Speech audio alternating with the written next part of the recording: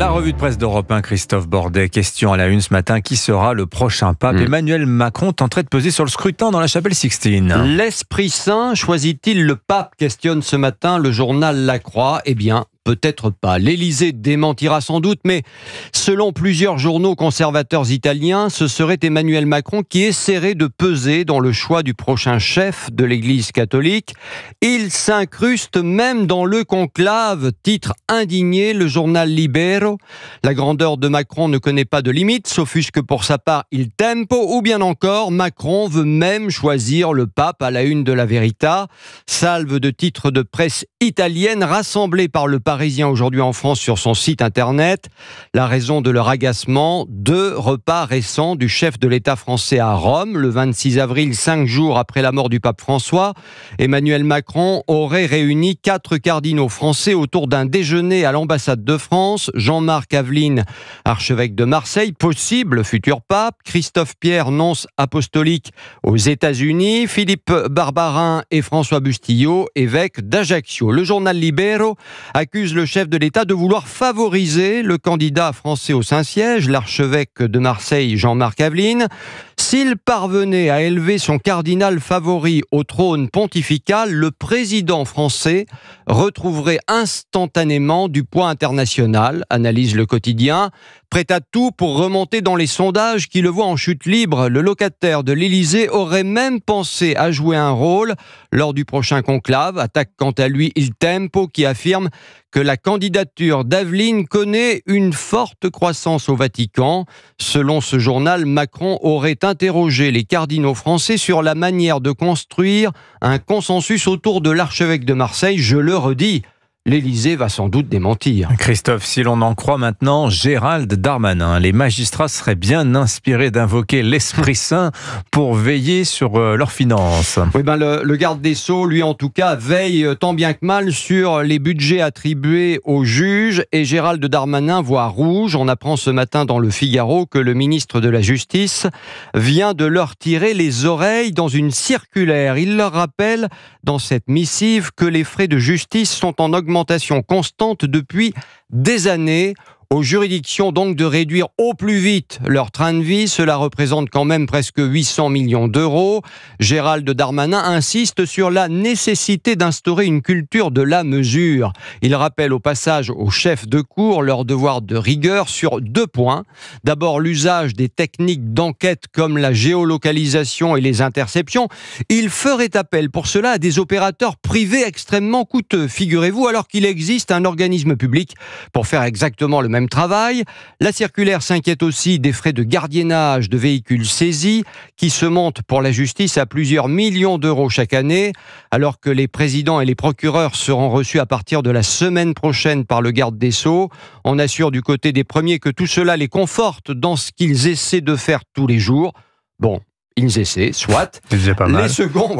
Les seconds, eux, reconnaissent que l'impératif de rationalisation s'impose à tous à condition de conserver les moyens d'agir.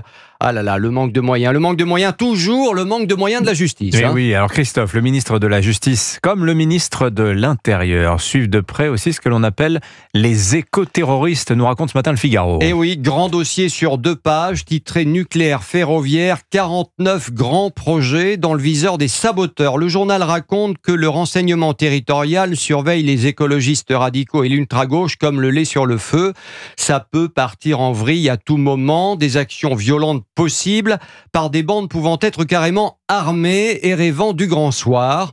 On retrouve dans les lieux concernés le site d'enfouissement nucléaire historique de Bure, mais aussi le colossal chantier d'une mine de lithium dans l'Allier, sujet ô combien d'actualité, vous l'avez entendu ce matin sur Europe 1, ou bien encore l'A69 aujourd'hui à l'arrêt, les travaux de la ligne TGV entre Bordeaux et Toulouse. Le préfet de Gironde est allé jusqu'à interdire le port et le transport d'objets pouvant servir d'armes, et ça fait beaucoup d'objets, dans une trentaine de communes. Plusieurs groupuscules qui tentent d'imposer la violence pour parvenir à leur fin. Heureusement, selon un sondage toujours dans le Figaro ce matin, 8 Français sur 10 sont favorables aux grands chantiers et ne soutiennent pas ces agités du bocal et leurs méthodes extrêmes. Ça veut dire quand même, Dimitri, que 2 Français sur 10 sont plus ou moins d'accord avec ces méthodes extrêmes. Ça fait un peu peur quand même. Oui, vous avez raison d'inverser le sondage, c'est assez parlant. Le Figaro, Christophe Bordet, qui appuie aussi là où ça fait mal, la France qui compte pour du beurre est connectée grâce à Elon Musk. La France des zones blanches sauvée par Elon Musk, questionne le journal qui raconte l'histoire d'un maire en colère. « J'en ai marre », s'exclame Yves Plouhinec, le maire de Monténé-sur-Loire. Il a pris il y a quelques semaines un arrêté jamais vu en France. À compter de ce jour, dit-il, il y a interdiction à tous les habitants de la commune de rester privés de téléphone fixe et d'accès à Internet au maximum 24 heures. L'expression évidemment d'un ras-le-bol des zones blanches. Si le bourg de l'Allier recense depuis toujours des secteurs où il est impossible de recevoir ou d'émettre un appel, la situation s'est aggravée quand le pylône a récemment été endommagé, empêchant toute communication pour plusieurs administrés.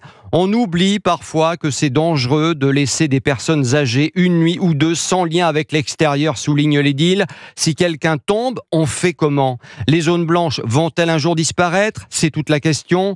On est quand même au 21e siècle avec des moyens qu'on a aujourd'hui. Eh bien, ça ne devrait plus exister. C'est impensable, s'égosille l'élu. De l'Allier à la Sologne, en passant par la Creuse et bien d'autres départements encore, toujours les mêmes problèmes. Et même si l'État affirme que plus de 99% du territoire est aujourd'hui couvert, beaucoup ne bénéficient que de la 4G. Et il faut le dire, ça rame sévère. La solution que de plus en plus d'habitants choisissent, Starlink, oui.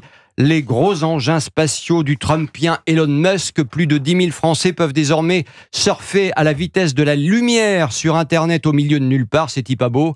Connexion à prix cassé qui permet aux zones blanches d'entrer dans le 21e siècle. Et comme dirait l'autre, mieux vaut tard que jamais. Merci Musk, quoi qu'on en pense. La revue de presse d'Europe 1 signée Christophe Bordet. Merci Christophe, qu'on retrouve tous les mercredis chez Pascal Pro. Pascal Pro et vous, 11h, 13h.